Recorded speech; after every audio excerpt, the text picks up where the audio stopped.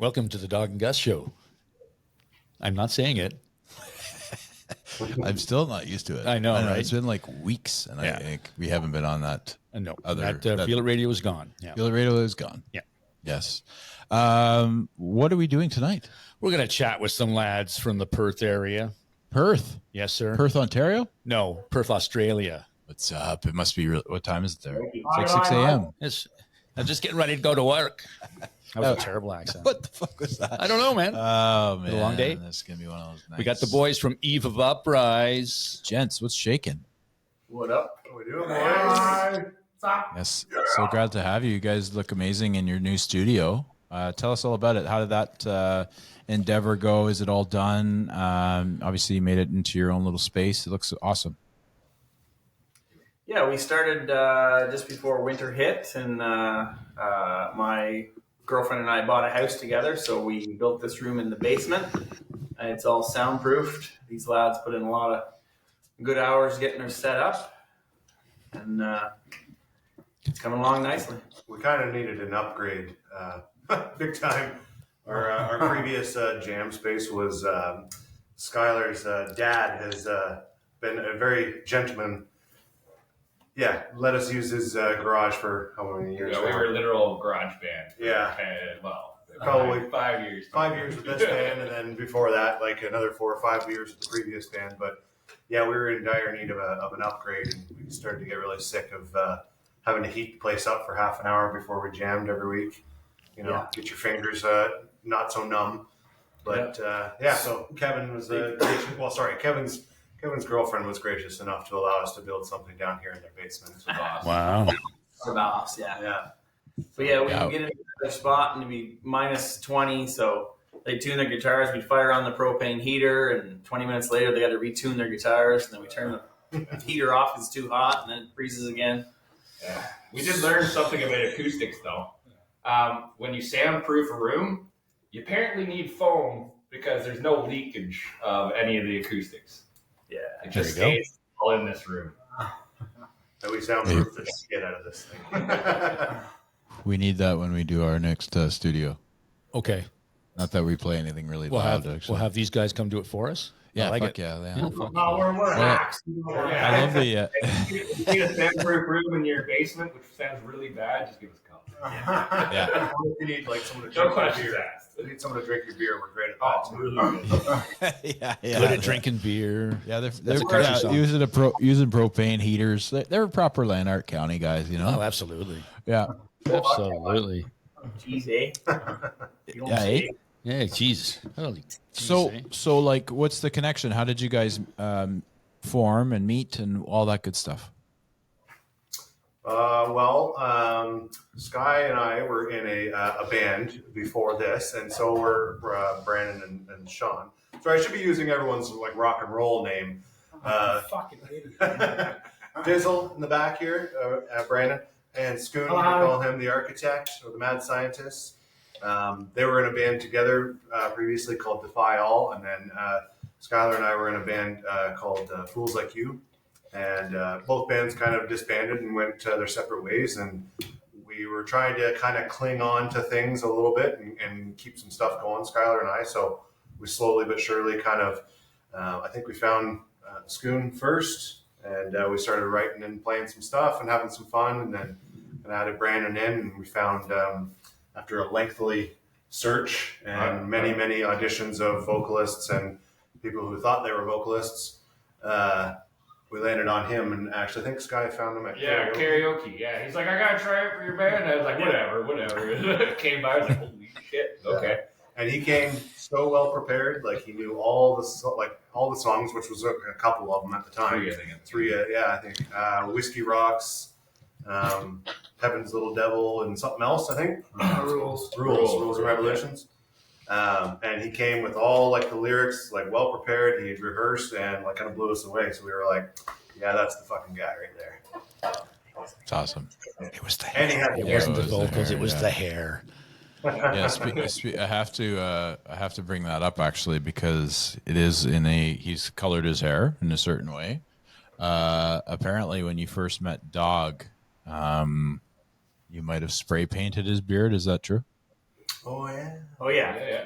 yeah. I didn't use the washable stuff. I used actual spray paint. Yeah. He tagged me.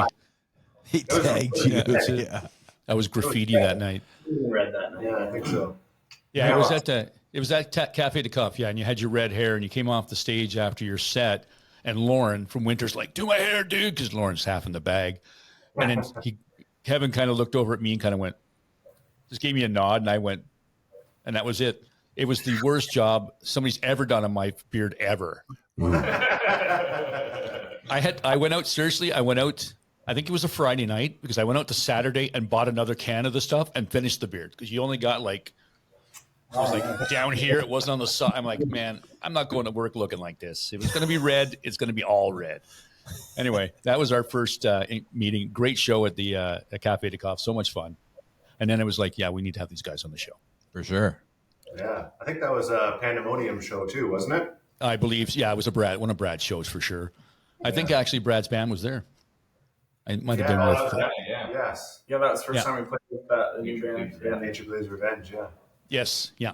I think that was that was a great. Was that his birthday show? I think that was the birthday It was show. his birthday show.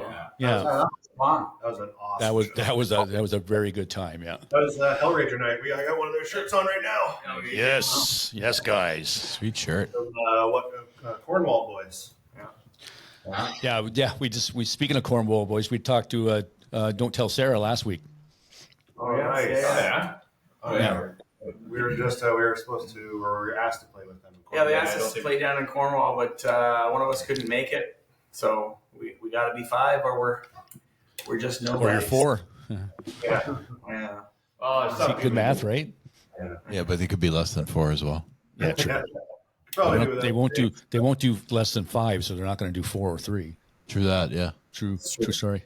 I asked them off camera why the bald guys were all in the back. Oh, you did? Yeah, And what was the answer? the lighting. We got some hot lights right up here. We set them back so that we wouldn't get sheen on their head, you know? That's why I wear my shades, just in case. Yeah. Okay, yeah. Okay, so let's get serious now. Let's get. Why should we? No, I know. Forget it. I like having fun Not with serious.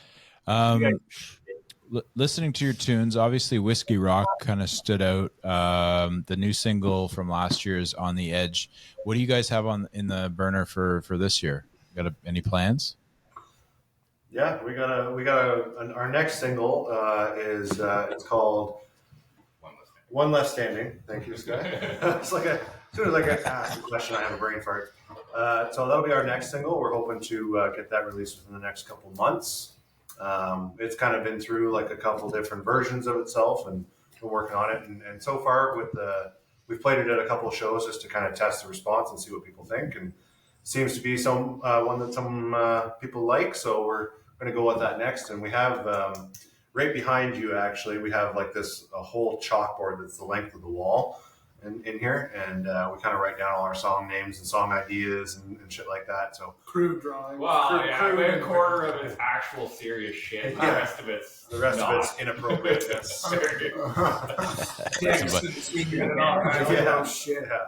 Just a bunch of dicks and then everything else, right? Oh, just like at the Brass Monkey, that room there. Yeah, with all the dicks on the ceiling. We got the drum Nice. set there. Oh yeah, That side over there. that's awesome. Little valedictorian picture. Drums and bass. Cool. And then this That, little chalkboard here. Show them the dick.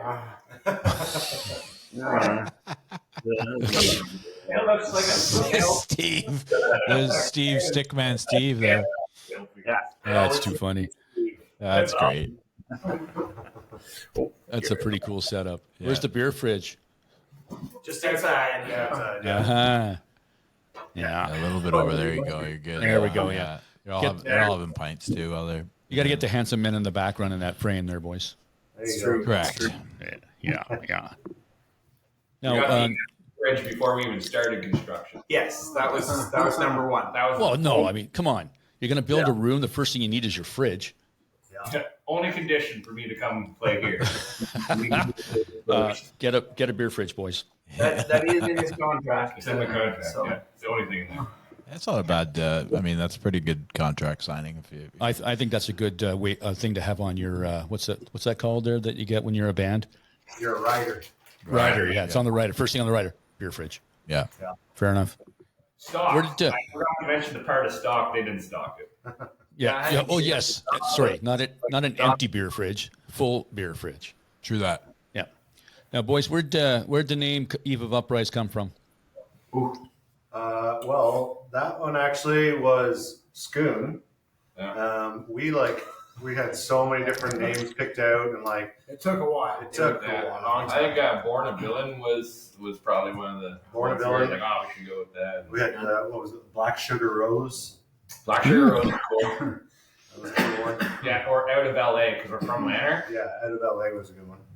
So the misconception of LA, Los Angeles instead of Lanark, we thought that would be cool, but Yeah. That would nobody be but fun. people in Lanark would get that.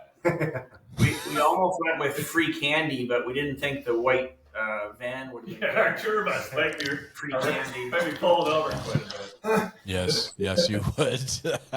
I would say every time you get pulled over. Yeah, you wouldn't be playing within 50 kilometers of a school anyway. No, you know? no school gigs, boys. Stay away from the high schools. Or a park. Yeah. Oh, no free I can't remember, park. was there something specific that you thought of when you came up with that, or was it just it kind of came into your head? Honestly, I had the name, the band Rise Against in my brain, and I was like, that's cool, man. Let's go with something kind of like that, maybe, and just came up with Eve of Uprise just one There you night. go. As soon as we blurted it out, we were like, that's not horrible. That's pretty. We can work with that. We're still not sure what the hell it means, but We're on the Eve Sounds of cool. Uprise. Yeah. Well, it kind of makes sense because Rules and Revolutions is about revolting against the rules of society, and this hypocrisy is a little bit the same. So it's almost like I mean, that's not our main goal, but it fit with the a title. hint of rebellion in our name and some of the The songs. boys are anarchists. Yeah. Not full anarchy, like beers. Just and- part time. Yeah. Part time. Part-time anarchy. We're not full out our anarchy, just part-time. Well, I got day jobs. Yeah. Yeah, we all work, I boys. got day jobs. You got to be kind of.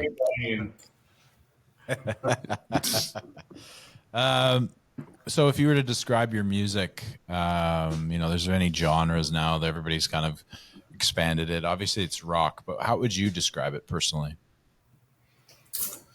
Oh, Yeah, I don't know. It's kind of tricky. Most times I try and explain it to people. It ends up being hard rock. I don't know, maybe with some metal overtones, with also some. I don't know. It's kind of a tricky one in some cases, depending on what song you're looking at. But maybe if Offspring and say Shinedown had sex with the Foo Fighters and had a baby that they gave up to adoption to his Avenged Sevenfold, who then maybe had sex with Pantera a little bit too. Oh, I don't know. Oh, You know, there's I don't a know. little Chickadee, There's a little bit. I don't know. Die. You don't know about that? No? I'd Okay. say to the very least, it's hard rock. I think. I think we're a pure melodic Finnish death metal band. I don't know. Whichever label's the funnest, we're going to use that one. Well, it was quite. It was very. You'll have to draw that out on the chalkboard sometime because you got to kind of almost figure out the. It's almost like developing a play for football or something. Okay, we're going to start with this. We're going to add a little bit. Just throw it all in a blender, boys, and whatever comes out is what it is. I do like the Avenged Sevenfold reference. I like the Pantera reference. Yeah, those are both all, great bands. Yeah. Pretty big fans of that type of music. Like we're all basically metalheads too, as well as like hard rock and everything. I listen to everything really. Yeah. I have daughters, Yeah. so I listen to Disney princess songs a lot too. So do I. He did that before his Yeah, I did. Yeah, What was that? What was that song we were doing last week? Fruit salad. Fruit salad. Yeah. Yummy, yummy. Yeah. Oh yeah, those guys. You could do a metal version. Yeah. Yeah, that's great. That's awesome. That was a good. I love that. All that. Now, you guys play Ottawa a lot. Do you, in not Smith Falls, in Perth? Is there a lot of places to play in Perth, or not so much? Really. I mean, there's a couple little spots, but like for a 5-piece loud as fuck band, it's not really overly appropriate in most of those spaces. There is one in particular, and we've done 2 shows there now, like consecutive years, like we do it in the summertime kind of thing. And we try and time it around another music festival that happens in Perth called the Stewart Park Festival. Okay. So that there's lots of people around mulling about, and hopefully we get lots of people in. And we've sold it out both times, I think, right? Yep. And it's probably about 100-person capacity kind of thing. Yep. Cool. And this year it was a lot of fun. We added a lot to our set list. Did like an hour and a half, hour and 45-minute kind of 2 sets. Yep. We had Hellraiser come with us. We had Hellraiser coming. He came from Cornwall to play for us. Yeah. Nice. Yeah, That's boys, awesome. they're fucking awesome. If you want to fight, come get it. Yeah. They're good shit. But other than that, there's not a whole lot of really spots around here. Maybe in some of the surrounding towns, but Ottawa and like say Kingston, but mainly for us, Ottawa is like the spot to go. Yeah. We've really like kind of worked our way into the scene there a little bit, even though we're like kind of far removed, being an hour out. Like we're known, I guess, to a lot of the bands and people that play in the scene, and we get a lot of shows with Brad because he like drops us in with bands that he thinks that we'll sound good with or we'll get along with, and we're pretty easy dudes to get along with as it is. So we, Brad's got a talent for that, right? Like putting bands together that have the same kind of like energy and sounds and stuff. Like the shows I've gone to, like there's nobody that's like, oh, what are these guys doing here? I think he has kind of a methodology that he puts Sure together, does, yeah. you know, that kind of puts it together, and it forms well. And it's a bunch of good guys that get along too, and I think that's important. But that's cool. Yeah, it's a good point. Brad does do a great job. He sure does, yeah. Yeah, he actually, like, if it weren't for him, I mean, booking a show in general would be a whole lot more of a pain in the ass, right? Like, you know, having front money and all that sort of stuff, organize it all on your own, which is kind of the draw to booking with him, is that he kind of does all the legwork, and we get to just show up looking pretty and rock the fuck out. Yeah, and working with musicians is like putting socks on roosters. It doesn't fucking It just doesn't work. Yeah. Putting socks on roosters, I like it. Organize a bunch of people into one show. Yeah. It's like I like to use herding cats. That's another. But that putting socks on a rooster. I'm gonna put that in my put that in my Rolodex for sure. I'm if you don't mind. I am so using that. Do you guys have a pre-show ritual at all? Do you guys do something before you guys go on? We consume alcoholic beverages. Yeah, I like to have 2 just to loosen up a little bit. 2, eh? The next 6 are just for me. Two Mickeys. Yeah. I think in the past, like we had in our previous band, our drummer used to have a notorious habit of getting kind of shit-faced before we go on. Kind of. Yeah, and it resulted in like, you know, you're playing and then you look back, you're like, what the fuck is going on back there? You would play the wrong song. You would play the wrong song or something like that, and like in the middle of a song. You Yeah. start in a different chord. and he would look at you like you were the asshole. Like, Well, that's what drummers do, right? I'm not doing it wrong. You're wrong, not me.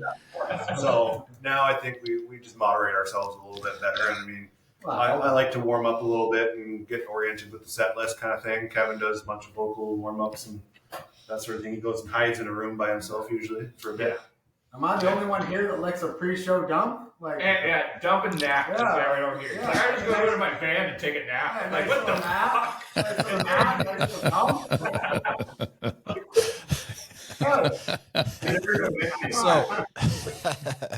I love that question kind of turned into that. But what I like, do you find now that you've kind of taken it a little bit more professionally and a little bit, do you find like, obviously you got rid of that drummer that was shit faced in the middle of the show, but do you take it a little bit more seriously? Like obviously having a couple of pints before going on and relaxing a bit is not a big deal, but is that something you kind of see, like take it more seriously now?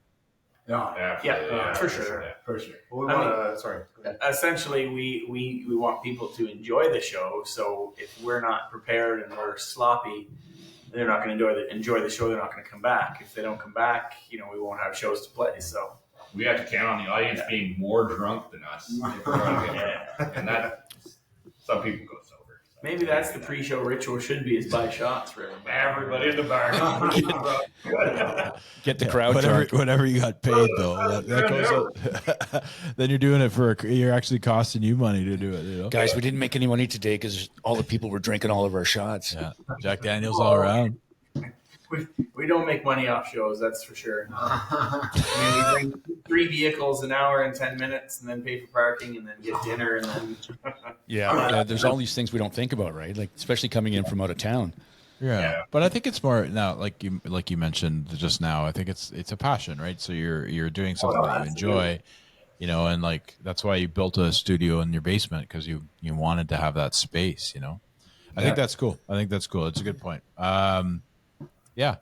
So do you guys record here too, Kevin, or is it just for the practice? It's not a recording studio, right? now. Yeah. We normally use Steve Foley. Steve Foley from Audio Valley Recording. We know Steve. Yeah. Yep.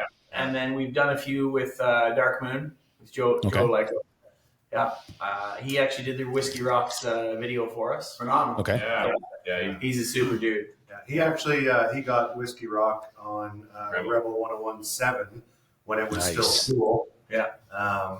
And we had regular rotation for like 2 years. Yeah. And then we actually got Valedictorian on there as well on regular rotation. Yeah. Which is pretty cool. Like, you know, small town band. You'd be driving home from work on a whatever day, it didn't really matter, and all of a sudden your own song comes on the radio. It's pretty fucking cool. Yeah, it's pretty surreal. It a lot. It is surreal. I would suspect it would be awesome. Be like a pinnacle almost. But that's you're right. You make a good point. There's no more real radio stations other than your station that you're doing. Dogs play to your music for sure. Oh, for sure. Every Wednesday. It's awesome. I work.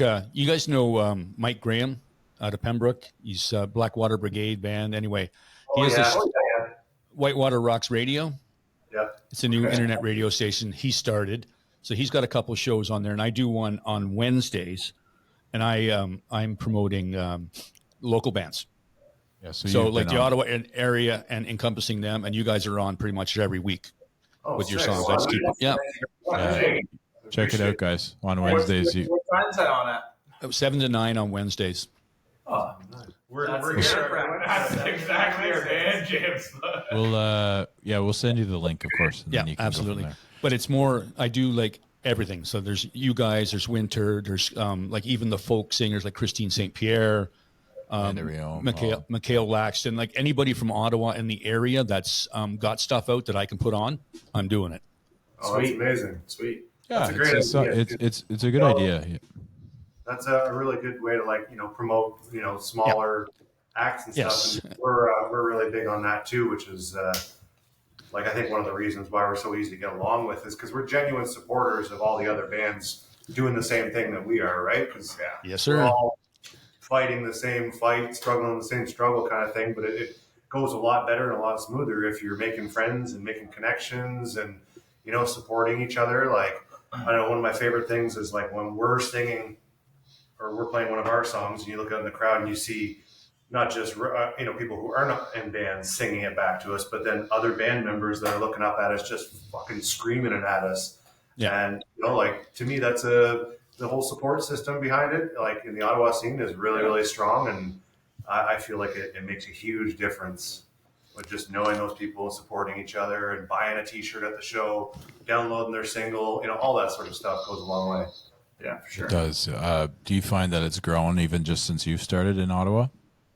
Oh yeah, absolutely. Yeah, there's so many new bands all the time, and ones that you don't hear about, and you're like, holy shit, these guys are they're all spectacular. It's surprising how much talent is in the area. Yeah. Agreed. It's I'm making my list of people, and it's getting bigger and bigger and bigger. I'm gonna have to expand my show to like 3 or 4 hours. Or do two? Or I'll have to talk to Mike about that. But Mike Graham does a show on Thursday nights, and it's 4 hours. Oh wow! So I tried 3 hours one night, but that was a lot for me. So we'll have to see. Well, that's because the first hour he's kind of normal, and then as the joints and the wine kick in, it becomes a little sloppier by the end. Oh, it's actually great. It's great. song? He's hilarious. Yeah. He's hilarious, man. He's like, we're in hour 3 now. yeah, this would work better if I turn this button on. And it's just, It's sloppy, but it's great. he's a great guy, and he bleeds music. Like, you cut him, you'll see music notes, sort of thing. He's an amazing guy. Yeah. Who are your musical influences? Obviously, you mentioned those ones where you kind of put in a blender, but is there anybody that in particular? For myself, like I grew up on like the classic rock kind of stuff. So in terms of playing bass, like I was, watching like old Black Sabbath videos and stuff like that, and learning like all their tunes, learning like a bunch of Marilyn Manson. Like it kind of progressed into harder and harder stuff as I, was playing longer and getting older. And now it's kind of all over the place, but I think we're all somewhat similar. Definitely some metal for this young man back here. Yeah. I think for a couple of us, yeah. Yeah. I think for all of us, really. I mean, I know I may not look it, but I am fucking metal, man. I love metal. He loves to say that every show. Well, I don't look like a guy that you would look at and be like, man, that guy probably loves Metallica and, loves Nazareth and shit like that, Yeah. You're right. You look more like a Celine Dion kind of guy. Yeah, j'aime Celine Dion. Ouais, c'est ça. Oui. Yeah, exactly. Yeah. That's cool. That's interesting. I find that I always like to ask, but like sometimes Dog asks a really good question about what's in your vinyl collection that you wouldn't think, I like to, it's like, I come to your place and I'm looking through your, whatever music you have, like hard copies. You look through, of course, you're going to find your Pantera, you're going to find your Megadeth, but then you come across something like I'm completely shocked at. Is there anything like that for you guys? Yes, definitely. What was that? Yeah! Sean's a huge Shania Twain fan. Shania Twain? Okay, so that's surprising. I know, right? Shania Twain for sure. I have the most random record in my collection, actually, because I used to be quite an avid record collector, like actual vinyl. And I had the Flash Gordon soundtrack from the Flash Gordon movie. Nice. Yeah, but the Queen's got a lot of songs on that one, so that's not a bad choice. But thank you, Gus. Yeah, that's a cool one. Yeah, it's fun to see, right? Like, that's my favorite part of Ted, by the way. That was like when he's like, "You look pretty cool," and he brings him to the bathroom, and they come out all coked up, and they're like talking to Flash Gordon. Sam Jones is here. Sam Jones. His hair's parted down the middle, John. One of my. That's a really good bassin. Yeah, you pack the card, you go for the card there. I forgot my khakis. You'll get it. What about the rest of the boys? Kevin, did you say something? Did I hear anything from you? One of my favorite vinyls that I own is Mike Oldfield, Tubular Bells. Nice. Good choice. It's a good choice. Amazing album. Yes, sir. Nice. You will be blown into the chick's ass. I don't know. The cover of it, there's a tube of you blown into a chick's ass. Oh, I don't think that's the one. No. Hey, I'm interested. I could be mistaken. That's definitely something I watched. And we've lost total control. I don't think that's an album. I don't think so either. But no, on the Tubular Bells, there is a like a tube type thing on the cover. Tube on the arse? No, not on ours. I don't believe so anyway, unless I'm looking at the wrong album cover.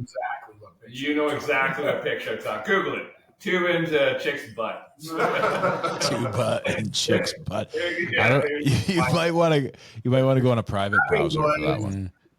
Please hold. I'm gonna check. No, don't do that. Don't do that now. Oh, sorry. No, just kidding. You go. So when you guys get into the studio, do you find like when you're trying to write a new song, is it like always collaborative, or does somebody come with something and then you kind of build on it? How does that go? We pretty much always have something. Somebody comes with something. Sometimes it's fully construct. This epoxy Dizzle had it fully constructed, like from start to finish. Whiskey Rock actually was Scoon. He wrote the guitar to that pretty much fully. And then Choke and I wrote the lyrics to that. Valedictorian I had written completely, start to finish and lyrics, and then brought it to the guys. Actually, I showed it to the guys, and they're like, "Fuck, we gotta work with this." And then we have some that are like all or nothing was literally Scoob playing guitar, and all of us like, okay, now do this and do that. And then, That was supposed to be a one-note song. Yeah. that was supposed to be a one-note song, but it was not. That you haven't heard yet. It's not it yet. I just came out of the bathroom. Yeah. Kevin's Little Devil, I had a riff that it just came from that with direction from other people, a little couple licks from Diz. Wrote the lyrics. Yeah, for that one. you came up with the melody and the lyrics, didn't you? Yeah, I guess so. Something Yeah, like for that. Kevin's Little Devil. He wrote the lyrics for that, Steve. Like we all contribute a little. We don't take proprietary concepts on anything. It's just if somebody has an idea, let's see where it goes. Yeah. And we're all 5 guys with similar tastes, and nobody has a big ego. Yeah. So someone comes with an idea, and we run with it. We work off it, and we go, no, that's not working. Okay, let's try this. Sure, let's try that. That's not working. Let's try this. No hard feelings. Yeah, nobody's. This is my song. It has to be this way. Yeah.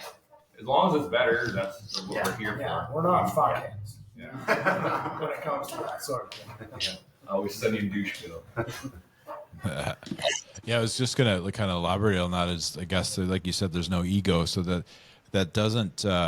There's no deterrence. Then there's no there's no slowing anything down. If something's flowing and no ego, then the product kind of comes out better that way, right? Oh, Yeah. for sure. Yeah, nobody's afraid to put their input in. Nobody's shut down or. Yeah. And for the most part, almost always, I mean 90% of the time, anytime one of us doesn't agree that something doesn't sound good, all of us pretty well agree that it doesn't sound good. Like, or the other way as well. Like, we're usually on the same page as far as that goes for the most part. Yeah. Of the time. Yeah, I'd say. That's So good. honestly, That's like, it's, I mean, only being in one band previous to this, but for quite a lot, 4 or 5 years, I think, in terms of like overall construction of the songs and stuff, and like being around these guys in this environment, like there's never been an issue ever. Like not one time has any one of us ever been like, well, fuck you, I don't like that, I'm out of here, like. Mm-hmm. It's always been very easy to like work with, like the no egos, but like it's honestly writing songs together is, I want to say easy. It's not easy to come up with stuff all the time, but like the process of what we do together is always fun and easy. There's never a point where anyone's like not enjoying it. Yeah. Therapy's $200 an hour, and so this is pretty much what was a 6-pack Pat's got. But $12.95. Yeah. the $13 therapy. Yeah. And it is tricky to for us to keep progressing because we all have jobs and wives and mortgages and kids. You grab me one while you're right there. Yeah. Anybody do one? Hurry up. Yeah. One, Since you're two. fire one through here. Yeah. And we get together Wednesdays from 7 till 9. The first half hour is tuning up, shooting the shit, and then it's an hour and a half, and then we're pretty much done. So an hour and a half a week is all we kind of get. Well, we go a little bit later here now. Yes, now that we have this spot, it sounds enclosed, so we're not bugging the neighbors. So we can go a little longer, but it's still once a week. It's still about 2 hours. The odd time we'll have a weekend jam, squeeze in a few more hours, a little more relaxed atmosphere. Right. Especially when we have a show coming up. Like, I mean, I'm kind of like the particular guy out of everyone here. Like, oh, we got to prepare for this. We got to do this. We got to do this. And everyone's kind of like, all right, Steve, shut the fuck up. But I think no. Lots of love. No, you need the Pied Piper, man. You got to have somebody that's sort of like leading and has a vision and then goes for it. Shows you guys. But have fun, of course. But you got to kind of keep it all together. I get that. You talking to me now? Our manager, I guess. He not quite manager, but he's the organizer when he does the social medias for us. He remembers to take pictures and videos when we forget. I spend a fair amount of time trying to like build relationships with people too.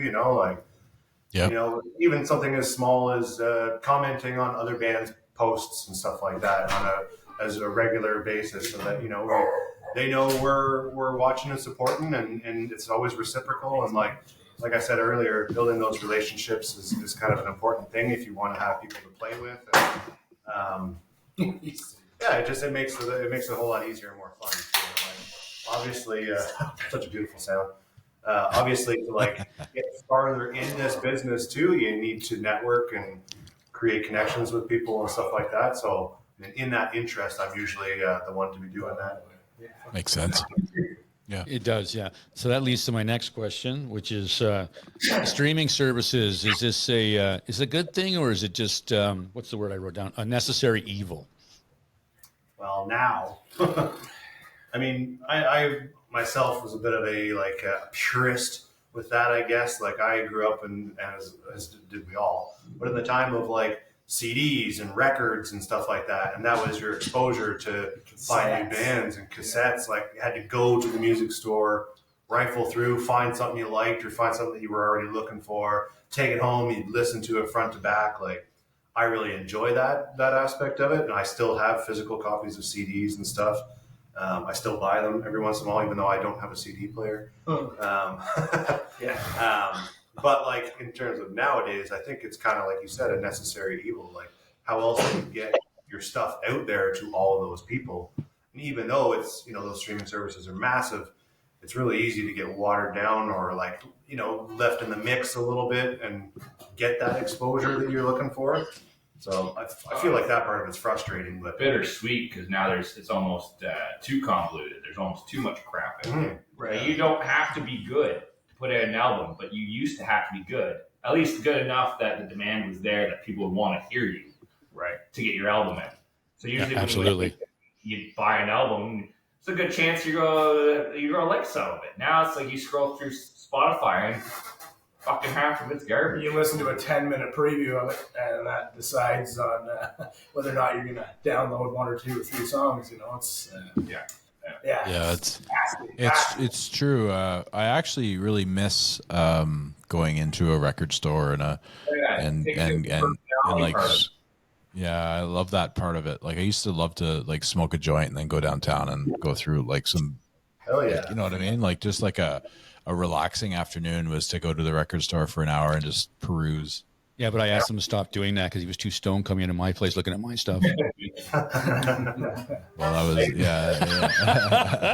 Just thought I'd throw that that. Was just once, man. Yeah, man, come on. So now, guys, when you guys are, because I know a lot of bands, some bands like to tour, like not tour, but get a show here, get a show, get a show, get a show. So they kind of saturate the market. And how do you guys feel about that? You guys more of a, okay, we're going to play and then we'll play in another month or so. So we're not, kind of leave them wanting. We have mixed feelings about that, really. There's a few of us that want to play all the time, and there's a few that kind of just want to write, record, and release. So we're kind of in the mix. We play. We don't play a lot of shows. And I'm on the boat of not saturating the market. Yeah, playing enough that there's generates a demand. Like you've seen us once, well, we'll be back around in 4 months. That's to me, I think that's good. 3 or 4 months. Because we have played in the last band. We played a lot, and you might get 2 or 3 followers every show. But then you put out an album, and you get 40 or 50 more followers. With the internet, of course. Yeah, right. I mean, I'm kind of on the fence myself. Like, I understand, the complexities of both. Where, like, to saturate the market, it means like at each show there might be potentially 5 or 10 people there that weren't there at the last time, right? Or they didn't see you at the venue 2 blocks over, kind of thing, a month ago. So, I mean, in that regard, like, it is a good way to get your music out to more people. And somebody might have been like, shit, I missed them the last time we were there. Oh, guess what? They're playing this weekend again. And you get to go and see them, kind of thing. But then again, at the same time, like, you don't want people to get sick of you and be like, oh, they're playing the same set list again, True. And the other way to look at that, and I don't know if it's positive or negative, but we always play with 4 or 5 other bands, 3 or 4 other bands. So we might be hitting new people each time, right? They came to watch these bands, they came to watch this band, and then we're there too. Hey, those guys were all right. Let's listen to them. So it's a toss-up. You don't want to overplay, but you want to play enough that you don't get forgotten about. That makes sense. Love, man. I probably have a different opinion of playing all the time if I lived downtown. Well, yeah. It's like there's the location. it's the travel that gets me. location, and just the life factor. I mean, most of us have wife, kids, family, shit to do. We're not making it down every weekend, every second weekend to play throughout the year. It's just not going to happen, you know. It's Especially Fridays. we do what we can do. We all work till 3, 4, 5 o'clock on a Friday. You got to get home, shower, load your gear, get down there for a 5:30, 6 o'clock check-in, sound check, and then you're on at 10 at night or 11 at night. And you're home at 1 in the morning, and it's crap. I was up at 6 today to go to work. I don't know what to do. Yeah, exactly. Yeah. Yeah, these are things that people don't think of, right? These full-time job things. Yeah, no, I think that there's no right or wrong way. I mean, you got to work with what you have. Like the band as a collective has to decide what they want to, where they see the band, and and I think I think both are good. Like I would think personally, you'd want to play, once a month or once every 2 months, but that's what I think. That's not their band, right? So. No, but good points made, right? So the 16th of March, is that your next show? Yep. Yeah. Yes, sir. And tell us we're going to be about at that. the Dome. That'll be a Pandemonium show as well. Mm-hmm. We're playing with Feet After Midnight. Which, Mhm. we love those guys. They're awesome. The last time we played with them, I actually got up and played a couple songs with them. Brad has been filling in on bass for them, and they had asked me previously to jump in. They want just a couple songs kind of thing, so I got up there and played a couple songs with them. So we're really good buddies with those guys. They're awesome. Yeah. They request to play with us all the time. Good So band. yeah, Good band. they're really good Good band. And then the Power Naps Dom. as well. And they're from here or kind of half. Well, one of them lives Perth, Smith Falls-ish. The drummer. Smith Falls, yeah. Yeah. Yeah. So they're good PJ. guys. PJ. Played with them. PJ's Yeah. out in Smith Falls. The drummer is Smith Falls area as well. Yeah. Owen, yeah. And you've also got Valve Head, right? Yes, never played with those guys before. That's I don't remember his name right now. The bass player is the guy from the Finely Tuned Elephants. Oh, Yeah. okay. Is that what's his name? Robertson or something? Cedric? Cedric? Yeah, I think that's it.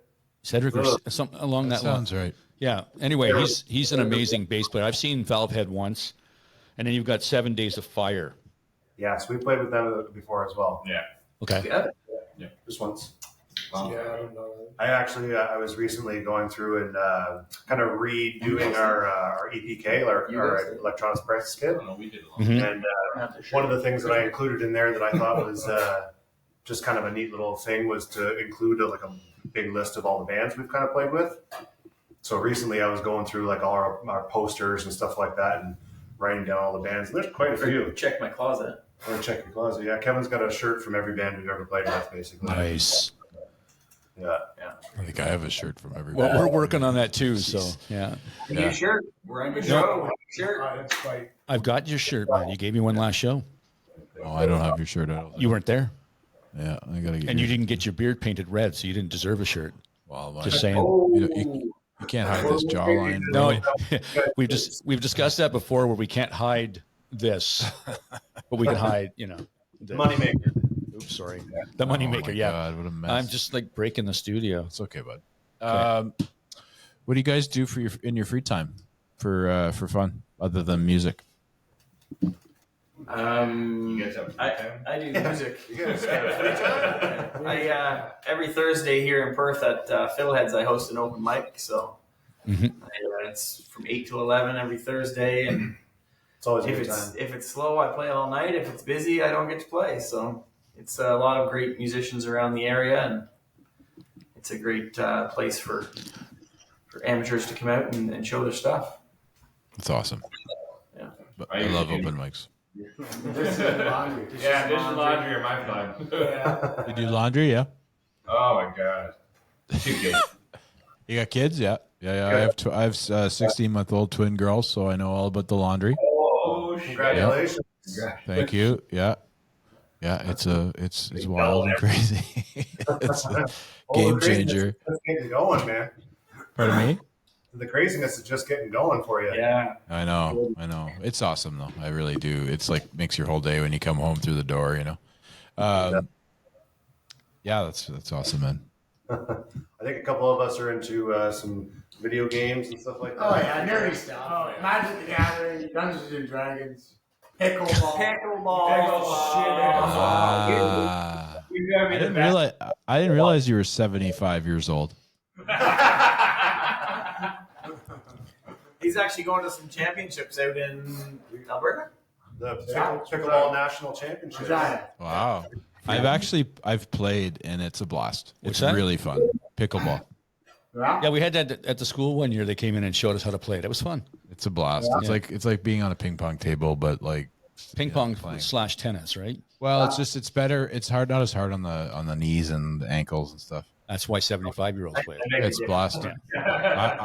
I tease you, but I actually really enjoy it. So And those 75-year-olds kick my ass at pickleball. yeah. They just drop it into the kitchen all day on you, eh, bud? That's right. Put that backspin on it, and you're not returning in that. the kitchen. That's what there's like a little area. I'll explain later. It's not Thank you. Can Pickleball doesn't really have to Speak slowly, okay? Yeah, I'll speak very slowly. I have no idea. You're wearing green, so it's perfect. For pickleball, Yeah, because the kitchen's green. and that's the name of my show too. Yeah, that's right. Yep. Okay, boys, it's time for a serious question. I'm tired of this screwing around. Oh boy.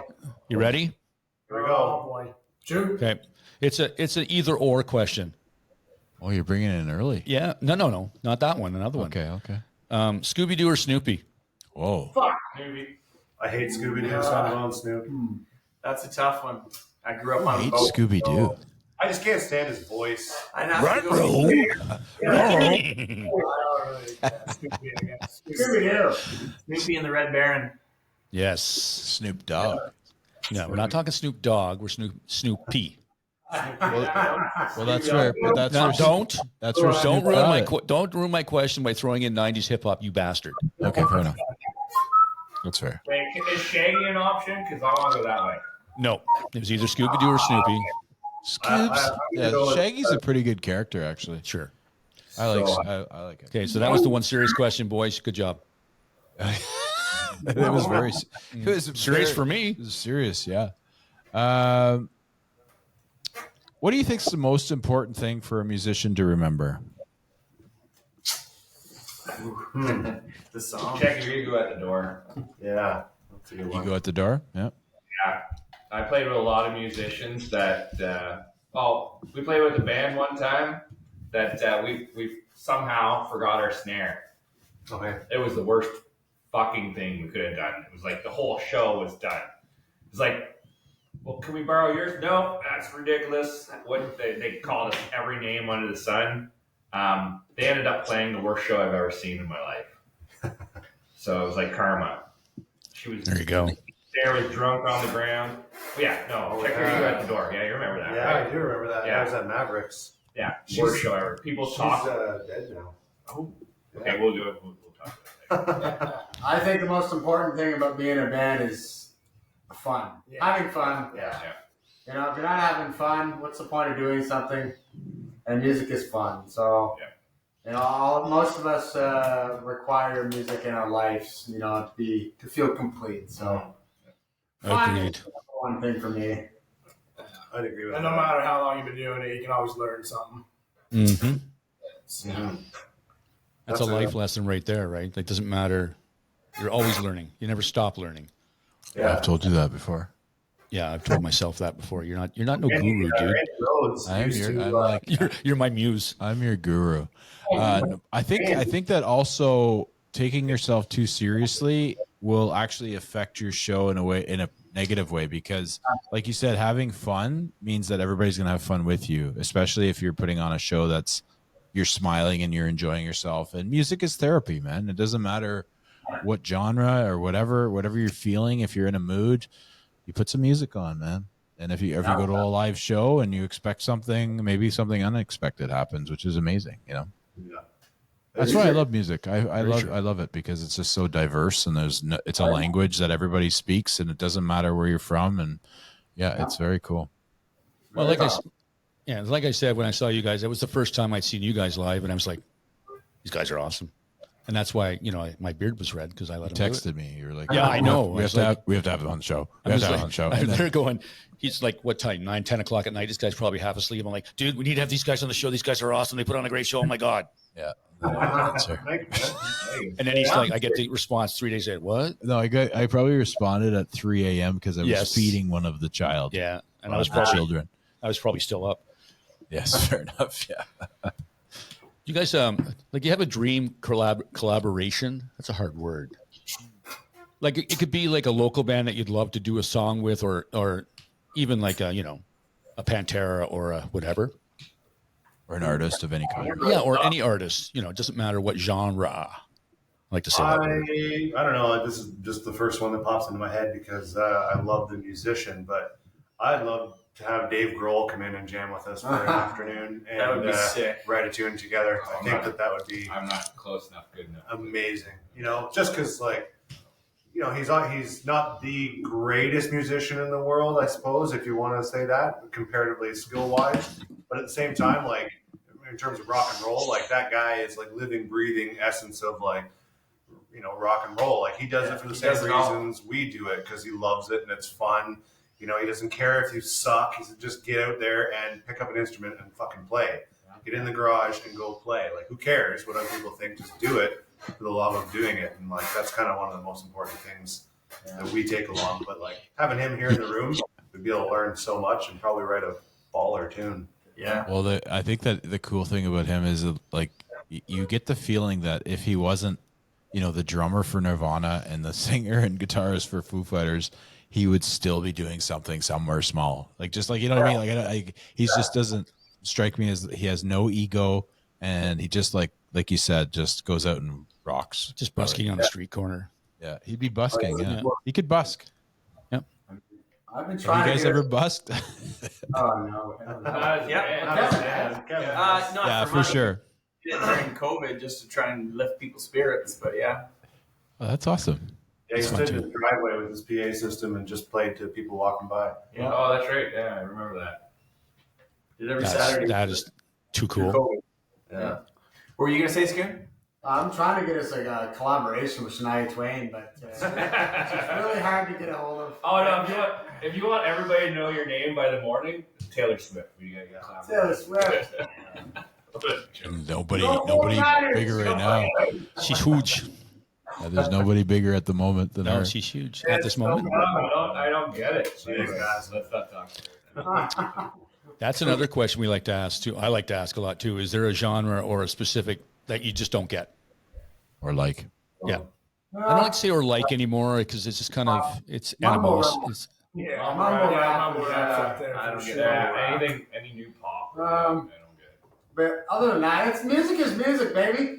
You know what I mean? Just because I don't like it doesn't mean a million other people don't like it. You know what I mean? Yeah. Like, so mumble rap to me is not that great, but millions love it. So maybe I'm wrong. So, You're not wrong. He's not wrong. He's not wrong. Not even fucking No, I don't like mumble rap. No. We both agree that you're not wrong on that. Well, I'm also purist. It's almost an embarrassment to what old good rap and hip hop was. It's just fun. Oh, I'd like to ask this question then. Who's the greatest rapper of all time? Eminem? That is tough.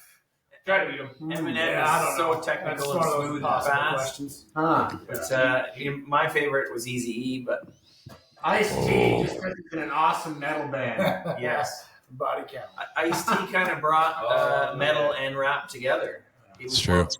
I like Tupac's flow better than Eminem, but as for record sales, I'm not saying that. Eminem's kind of got that longevity thing going. I got reintroduced to Andre 3000, and I think he's incredible. I love Nas.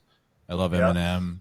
Ice Cube was always like my favorite. Like when the Annihilator album came out, like that was heavy duty. But I don't love any of the new artists, to be honest. As far as as rappers, like hip hop artists, I think that J. Cole's good, and obviously Kendrick Lamar is good, but like none of this mambo rap crap. Yeah, Mumble rap crap, man. Fuck No that. mumble rap crap. Yeah. I have no opinion on that whatsoever. probably beat it all. They Who's put your on favorite the- rapper? Who's my favorite rapper? I don't have one. I told you that. If you had to name If one. I had to name one, I could only name one rapper, or maybe two. So, name them. I would go. For me, I would probably go Tupac. Oh. I do like him. Tupac was amazing. Like, he really was, actually. Best flow ever. Yeah. I agree. I have all of his albums. I was a Biggie guy, too. I love them both. So, it just for me, it was like kind of... Fred Durst. Fred Red Durst. Durst. Awesome. Did you like any of that new metal back in the day? Oh yeah, I love Limp Bizkit so much. So do I, actually. One of my favorite, top 10 favorite albums. Used to love Don't care, no shame. It's a great album, dude. You're not wrong. I mean, there's like, I even like Korn. I was like all about that. This is a safe space to say whatever you like. No, but there's some new metal was like, but that Like who? I don't know. I don't want to get into it. I don't want to hate everybody. I do. used to Wes was such a good guitarist until I learned guitar. You can't put on like Westmoreland, yeah. yeah, Weird. like Limp Bizkit not like rock out a little bit. Everyone loves that shit. Of course, I think Borland's unreal, right? Yeah, so like, very much so. Like you can't really, and I kind of like how they incorporated a DJ into it too, and yeah, it was pretty cool. Yep. Pretty cool for sure. For me- Fred Durst is just a douche. That's all. It had its time, and now it's done. And Yeah. Limp Bizkit was one of those bands for me that introduced me into heavier music when I was a kid. Like straight up, honestly, yeah. That makes sense. It makes sense. I mean, I think we're all kind of the same age, to be honest, except me. except for Thanks, this guy. thank you very much. Okay, I can ask it. Yep, go ahead. 80s or 90s, guys? 90s. Who was that? 80s, 90s? Yeah. 80s or 90s? Yeah. You can't choose.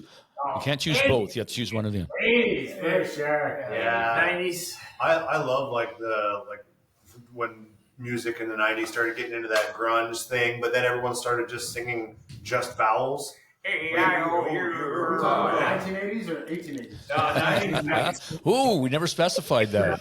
1880s or 1980s.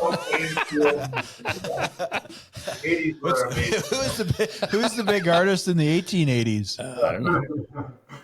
Bach, Mozart, Beethoven. Got it right. I listen to a lot of classical music, actually. I do too, actually. Yeah. I've been known to do that. Yeah. Sundays is for classical music. I think the correct answer to this question is 70s. Yeah, we don't. That's why we don't offer that as an option. Yeah. No. 70s is kind of like everybody likes the 70s, right? Like I mean, like like for rock and there's all the big artists. 60s as Queen, well. Zeppelin, 60s too. Like 60s and 70s you can't, but it's an 80s and 90s thing because I'm a 90s and Dog's 80s, and that's just why we asked the question. Okay. I'm 80s. 90s. Oh, you're unloaded. Get out. I love Alice in the Temple of Pearl Garden. Come on. Alice Nice. in the Temple of Pearl Garden. Nice. Damn. Soundgarden. That's a rock band, man. Theory of a Dead Nickelback. Yes. Nickelback. There you go. Most Yeah. underrated 70s, 80s band, Rainbow, hands down. There you go. Yeah. Rainbow. Rainbow. That's Ronnie James Dio. That's Ronnie James. Yep. Yeah. It was his band before he. Yeah. Rainbow, and then he was with Sabbath for a while. Yeah. Dio was he the man. Yeah, Dio is sick. Yeah. Isn't there like a film like that where they do the guitarist and Dio's on it? Like Satriani's on it. Dio. I think Oh yeah. There's something. There's I think there was something like that. Anyway, so yeah, that's a good question we always ask. And Kevin, a little disappointed. Love the hair. I'm not. I'm cool with it. Hey, It's don't not get a me wrong. popularity contest. I do love the 80s, but I was a 90s guy. He was already 30 years old by that point, so. Wait, let's do the math. So you guys are similar in age. Yeah, we're pretty. Well, if Kevin was I don't think we're that close. And Kevin's a young man. Were you Surprise. were you born in the 70s or the 80s? 70s. So I win. Because you're 60s. Mm-hmm. 69. 69. Summer of 60s. Oh. Take 5 years, baby. I know. He knows. He knows. You got a big birthday this year. Big birthday coming up. Yep. He's an old man. Well, we just keep it until he loses it. Loses what? Exactly. Yeah. Well, gentlemen, thank you so much for your time.